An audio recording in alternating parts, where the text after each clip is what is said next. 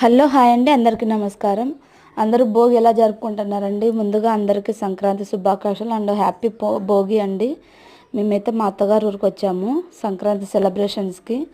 పొద్దున్నే లేచి ముగ్గేసాను. ఇలా బొమ్మప్పలు చేస్తారండి ఆవు పేడతో. మీకు ఎంతమందికి తెలుసు ఇలా చేయడం వచ్చా కామెంట్ చేయండి.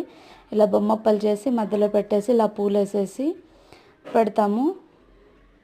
మీరు ఎలా జరుపుకుంటారో కామెంట్ చేయండి.